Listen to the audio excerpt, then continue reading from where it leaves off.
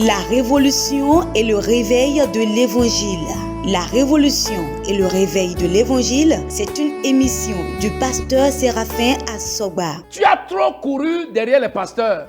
Tu t'es beaucoup dérangé à poursuivre l'homme. La Bible dit, heureux ceux qui ont le cœur pur, car ils verront Dieu. Nous devons faire connaître aux fidèles que l'âme de l'homme est immortelle. Mais il peut passer son éternité ou en enfer ou au paradis avec Jésus. Bien-aimé, ça c'est le message dont l'Église a besoin. L'Église a besoin du réveil. Et par son émission, Dieu vous réveille. La révolution et le réveil de l'Évangile, c'est tous les mercredis à 21h et les dimanches à 17h30 sur la télé évangélique. La révolution et le réveil de l'Évangile, prenez le rendez-vous.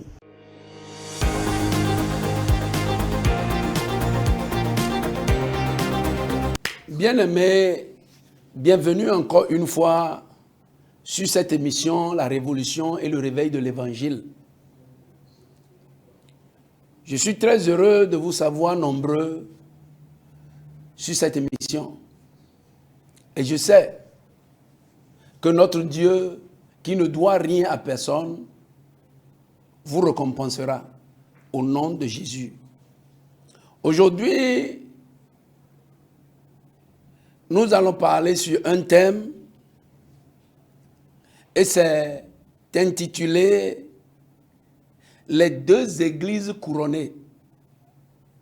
Les deux églises couronnées. Je vais lire dans Apocalypse chapitre 2, verset 10. Apocalypse chapitre 2, verset 10. La Bible dit « Ne crains pas ce que tu vas souffrir. Voici le diable jettera quelques-uns de vous en prison, afin que vous soyez éprouvés. Et vous aurez une tribulation de 10 jours. Sois fidèle jusqu'à la mort, et je te donnerai la couronne de vie. » Deuxième lecture, toujours dans Apocalypse chapitre 3, verset 11. Apocalypse chapitre 3, verset 11. La Bible dit, je lis, « Je viens bientôt. Retiens ce que tu as, afin que personne ne prenne ta couronne. Je viens bientôt. Retiens ce que tu as, afin que personne ne prenne ta couronne. » Nous avons deux objectifs. Découvrir les deux églises et connaître ce qui fait la différence. Découvrir les deux églises et connaître ce qui fait la différence. Bien-aimés, la Bible nous présente Dieu comme le Dieu des récompenses, le Dieu des rémunérations. Le Dieu qui reconnaît l'acte des hommes et leur paye équitablement. Selon Dieu, le méchant ne connaîtra jamais le bonheur et le bon ne connaîtra jamais le malheur. Ça, c'est comme ça que Dieu fait ces choses.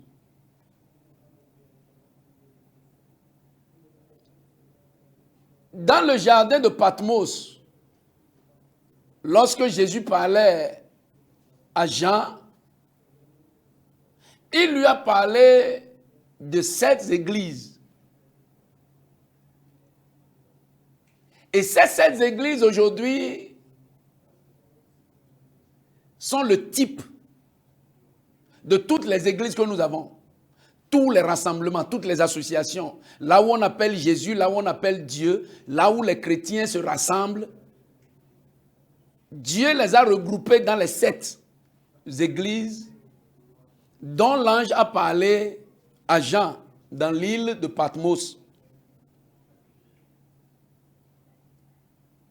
Dans Apocalypse chapitre 2, jusqu'à Apocalypse chapitre 3, la Bible a parlé de l'église d'Éphèse, l'église de Smyrne, l'église de Pergame, l'église de Thyatire, l'église de Sardes, l'église de Philadelphie et l'église de Laodicée. Bien-aimés, ces 7 églises représentent tout ce que nous faisons aujourd'hui. Si tu prends l'église que tu fais, l'église dans le monde entier, nous allons nous retrouver dans ces 7 églises dont l'ange de Dieu a parlé. C'est une révélation de ce qui arrivera, du système de récompense, de rétribution de Dieu, que Dieu, dans son immense amour, a révélé avant la fin des temps pour que nous puissions savoir comment ça va se passer. On n'est pas embrouillé, personne ne sera embrouillé. S'il y a une confusion aujourd'hui, c'est les hommes qui ont amené cette confusion. Sinon Dieu, il a réglé le problème. Et si on peut s'approcher de la Bible pour vouloir connaître, nous allons voir clairement. Nous avons 7 églises. Et parmi les 7, nous avons 2 qui ont reçu la promesse de la couronne. L'église de Smyrne, dans Apocalypse chapitre 2, verset 8, la Bible dit: écrit à l'ange de l'église de Smyrne, voici ce que dit le premier et le dernier, celui qui est mort et qui est revenu à la vie. Je connais ta tribulation et ta pauvreté, bien que tu sois riche, et les calomnies de la part de ceux qui se disent juifs et ne le sont pas, mais qui sont une synagogue de Satan. Ne crains pas ce que tu vas souffrir. Voici, le diable jettera quelques-uns de vous en prison, afin que vous soyez éprouvés, et vous aurez une tribulation de 10 jours. Sois fidèle jusqu'à la mort, et je te donnerai la couronne de vie. Bien-aimé, la fidélité dans la pauvreté, quoique riche, a valu à l'église de Smyrne la couronne de vie. Wow! Félicitations à l'église de Smyrne, puisque c'est de ça il s'agit, la couronne. L'apôtre Paul a dit: j'ai combattu le bon combat, maintenant la couronne m'est réservée. Et Jésus dit à l'église de Smyrne: je connais ta tribulation, ta pauvreté, quoique tu sois riche. Tu ne t'es pas appuyé sur ta richesse pour manifester une autorité, un mauvais caractère, mais tu as été fidèle dans ta connaissance de la parole de Dieu. Et cette qualité que tu as déployée t'a valu la couronne de vie. Bien-aimé, si c'est ça seulement, ce que la pauvreté et la fidélité de l'église de Smyrne lui a valu, elle a tout eu.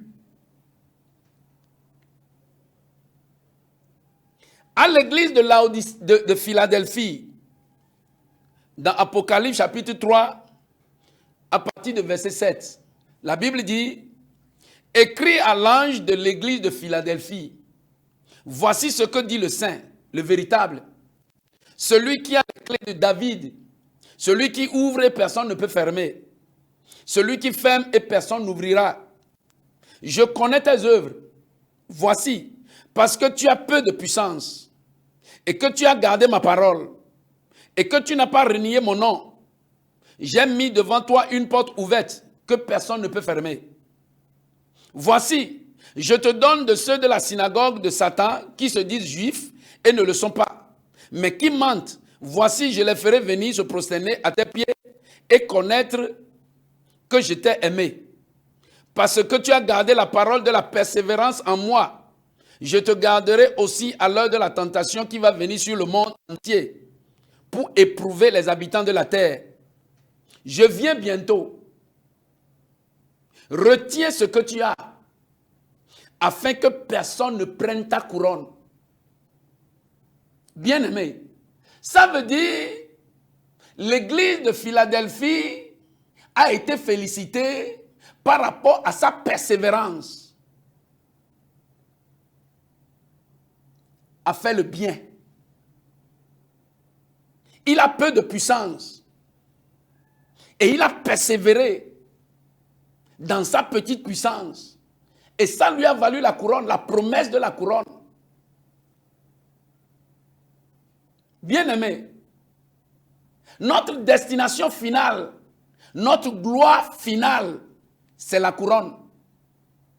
Tout ce que nous faisons doit rentrer dans le cadre et de notre vivant. Lorsque nous sommes en train de servir, nous devons avoir l'assurance que la couronne de vie m'est réservée et je vais l'avoir. L'église de Smyrne est pauvre. La pauvreté vous évite l'orgueil. La pauvreté vous évite l'égoïsme. La pauvreté vous éloigne du m'as-tu vu. Aujourd'hui, on n'a pas compris ça. Et c'est qui est le plus riche? Les 20 pasteurs les plus riches du monde. Les 30 pasteurs les plus riches d'Afrique. Ce n'est pas mal d'être riche. Mais si ça, c'est seulement ça, si c'est ça la raison pour laquelle nous travaillons, bien aimé, c'est mal.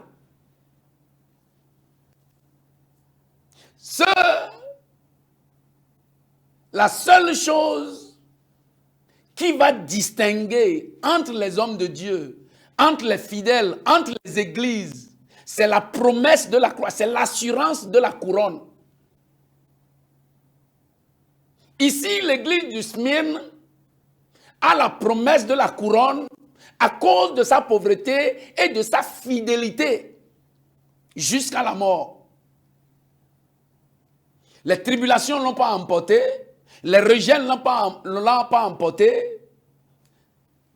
Ce que les gens disent n'ont pas influencé le comportement, le caractère de cette église. Et le maître de la moisson, celui qui note véritablement la vie de chacun de nous, a fait la promesse de la couronne de vie à l'église de Smyrne. Bien-aimés, dans tout ce que nous faisons, rappelons-nous que c'est par rapport à une vie éternelle que nous sommes en train de travailler. Ce n'est pas par rapport à une position ou à un plan de rester ici sur terre. Si Jésus ne venait pas, bien-aimé, ton temps sur la terre va venir. Et après ce temps-là, la couronne t'attend. L'église de Philadelphie, ce qui est commun à ces deux églises, c'est que l'église de Smyrne est pauvre. Et la pauvreté l'a évité l'orgueil, l'égoïsme, le m'as-tu vu. L'église de Philadelphie a peu de puissance. Et ce sont ces deux choses que nous recherchons aujourd'hui. Les autres recherchent l'argent, les autres recherchent la puissance. Je vais lui montrer que je ne suis pas son égal. Notre église sera tant, notre église sera ci. Et il n'y a aucun signe de Dieu dans notre acharnement. Mais nous avons tout de semblable au monde dans lequel nous sommes. L'église de Smyrne a été félicitée parce que dans sa pauvreté, il est fidèle, elle est fidèle jusqu'à la mort. L'église de Philadelphie, dans sa petite puissance, a persévéré jusqu'à la mort. Bien-aimé, la capacité que Dieu t'a donnée, fais tout pour connaître cette capacité-là. Ne cherche à ressembler à personne, parce que celui à qui tu veux ressembler, tu ne sais pas la capacité que Dieu lui a donnée et tu ne sais pas ce qu'il a fait pour être là où il est. Toi, contente-toi de ce que Dieu t'a donné. Les deux églises que notre temps ne va jamais considérer. La pauvreté et l'impuissance. Ce sont ces deux églises que Dieu a félicitées. Repart dans la Bible et considère l'église de Smyrne et l'église de Philadelphie. Ce qui est commun entre ces deux églises, c'est que l'église de Smyrne est pauvre, mais fidèle jusqu'à la mort. L'église de Philadelphie a peu de puissance, mais persévérante jusqu'à la mort. À la différence des autres églises, la Bible a parlé de 7 églises. 2 ont été félicitées. Ça ne fait même pas 50%. Ça ne fait même pas 40%. Ça ne fait même pas 30%. 2 ont été félicités. Les 5 autres, si tu lis bien ta Bible, tu vas voir, le mot repentance a été prononcé sur les 5, 7 fois. Le mot repentance a été prononcé sur l'ensemble des 5, 7 fois. Donc chaque église des 5 a au moins eu une fois un avertissement. Répands-toi, sinon. Répands-toi, sinon. Bien-aimé, ça c'est le maître de l'église, c'est le maître de la moisson. C'est Jésus qui est en train de nous révéler à son serviteur pour qu'il nous dise ce qui sera avec nous à la suite des temps. On n'est pas plus sage que lui. Personne n'est plus sage que lui. Nous sommes les ouvriers, nous sommes les serviteurs. Même si aujourd'hui, on s'est bombardé des noms. On s'est bombardé des noms. Aujourd'hui, le nom de pasteur est devenu petit. Le nom de prophète est devenu petit. Apôtre est devenu petit. On met commandant. On met juge. Les autres mettent général. Bien-aimé. Ce n'est pas de ça il s'agit. Ce n'est pas de ça il s'agit. C'est de la couronne de vie il s'agit. Nous ne sommes pas des ouvriers d'ici-bas, nous sommes des ouvriers d'en haut. Et là-bas, là où on va, il y a une félicitation qui nous est réservée.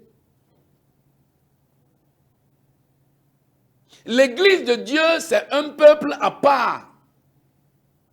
Avec sa manière, son comportement, son langage, qui ne ressemble pas aux autres. Alléluia. La persévérance, la fidélité jusqu'à la mort, c'est la distinction qui a été reconnue, qui a été prononcée sur ces 2 églises. Les autres, comme je le disais, ils ont reçu « Répands-toi ». Répands-toi. Et quand on parle de répands-toi à l'église, la Bible dit, écris à l'ange de l'église.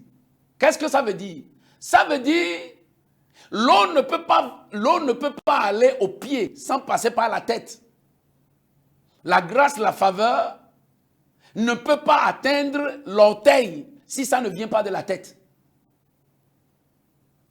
C'est l'ange de l'église, le représentant, le oint, le pasteur. Bien-aimé, est-ce que tu es en position de porter cette couronne, de recevoir la couronne et peut-être même pas privilège de distribuer cette couronne-là aux membres de ton église? C'est une question. Parce qu'aujourd'hui, ce que le monde reconnaît de nous, c'est les bagarres. C'est les discussions, c'est les divergences. Mon église est plus grande. Lui ne connaît pas la parole de Dieu. Lui ne sait rien faire. Notre différence aujourd'hui ne se base sur rien de spirituel. La qualité de ma voiture. Bien-aimé, nous sommes un peuple à part. Nous avons notre comportement, nous avons notre langage, nous avons notre manière de faire. L'Église de notre temps est en train de souffrir parce que nous avons perdu la boussole. On est allé loin de la ligne de départ. On est déjà loin. Et ce qui nous identifie aujourd'hui n'a rien de semblable à la parole de Dieu, à la Bible. Bien que nous ayons une référence, bien que nous ayons une parole, une Bible bien tracée, bien rédigée, tout le monde, quiconque s'approche de la Bible peut comprendre.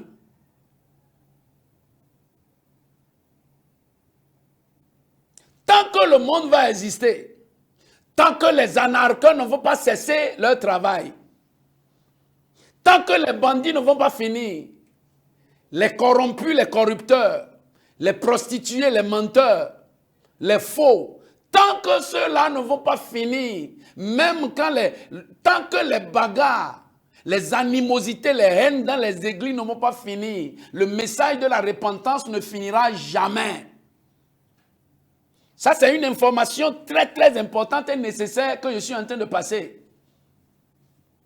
La grâce de Dieu n'est pas venue couvrir le péché. J'ai dit ici que Dieu a envoyé Jésus mourir et sauver le pécheur. L'apôtre Paul a dit, dont je suis le premier. Mais Jésus n'a jamais sympathisé. Jésus n'a jamais été le représentant des menteurs, des faux. Non. Sortez du milieu d'eux. Ne touchez pas à ce qui est impur. Sortez du milieu d'eux. C'est l'appel que nous avons reçu. Les autres messages seront cadrés dans le message de la repentance. Bien-aimés, le monde doit se repentir pour que Jésus arrive nous prendre. Il dit, cette bonne nouvelle du royaume sera prêchée. La bonne nouvelle du royaume sera prêchée. La grâce de Dieu nous a visités et demande à ce que les hommes se détournent de leur mauvaise vie.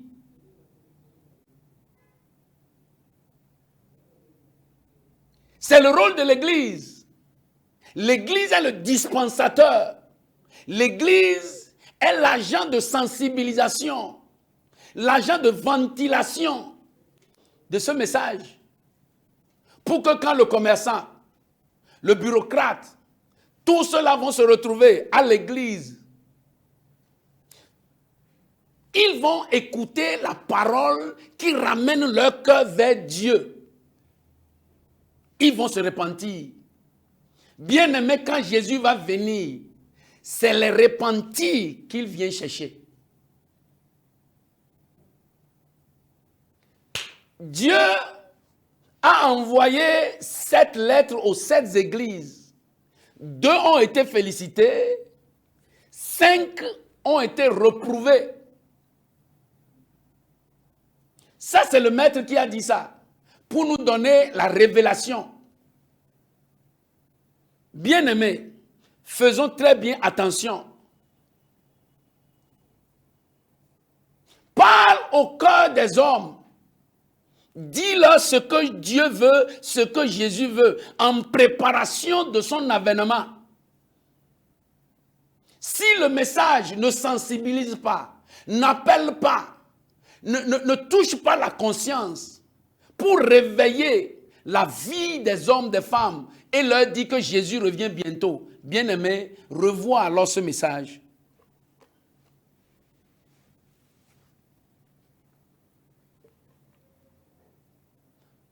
Finalement, l'autre chose que je voudrais que tu constates aussi, c'est que la couronne a été déposée sur la base d'œuvres, pas sur la base du titre, pas sur la base de la position, pas sur la base du nom, pas sur la base du nombre. La Bible n'a pas dit l'église de Smyrne, tu as tout fait et tu as 5000 membres. L'église de Philadelphie, tu as battu le record avec 200 000 membres. Non. La couronne n'a pas été déposée sur cette base.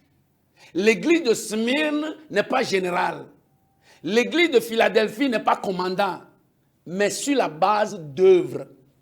Qu'est-ce que tu as fait?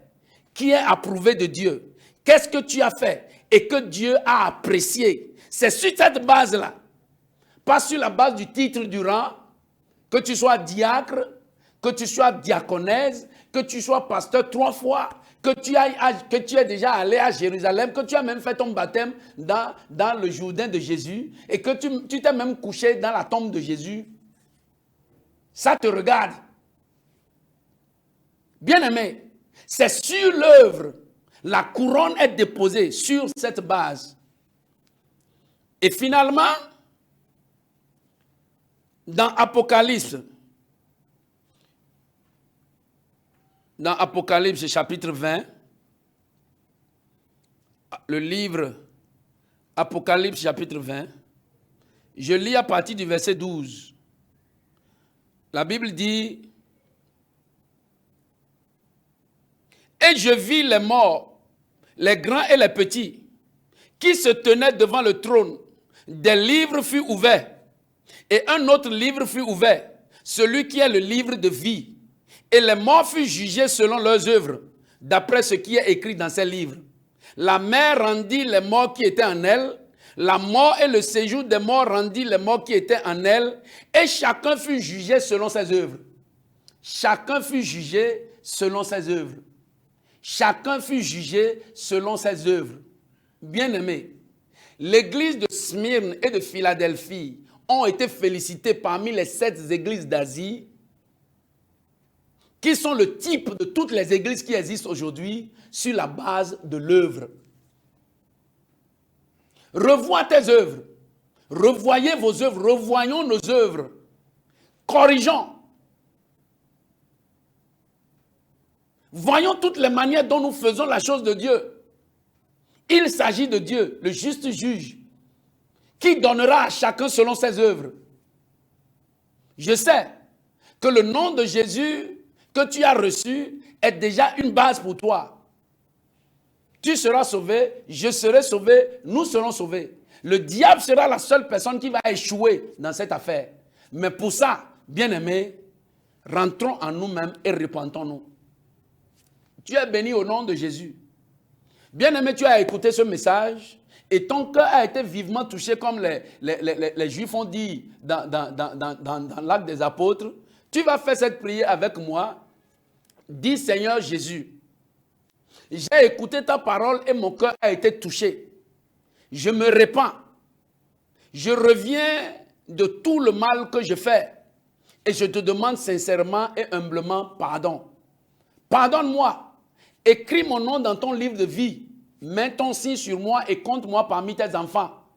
Seigneur, aujourd'hui, je te reçois comme mon Seigneur et mon Sauveur personnel. Seigneur, donne-moi la grâce de continuer ma marche avec toi jusque dans l'éternité pour recevoir ma couronne de vie. Au nom puissant de Jésus. Amen. Bien-aimé, tu es béni. À la prochaine.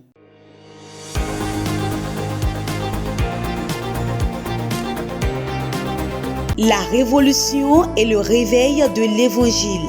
La révolution et le réveil de l'Évangile, c'est une émission du pasteur Séraphin Assoba. Tu as trop couru derrière les pasteurs. Tu t'es beaucoup dérangé à poursuivre l'homme. La Bible dit: heureux ceux qui ont le cœur pur, car ils verront Dieu. Nous devons faire connaître aux fidèles que l'âme de l'homme est immortelle. Mais il peut passer son éternité ou en enfer ou au paradis avec Jésus. Bien-aimé, ça c'est le message dont l'Église a besoin. L'Église a besoin du réveil. Et par son émission, Dieu vous réveille.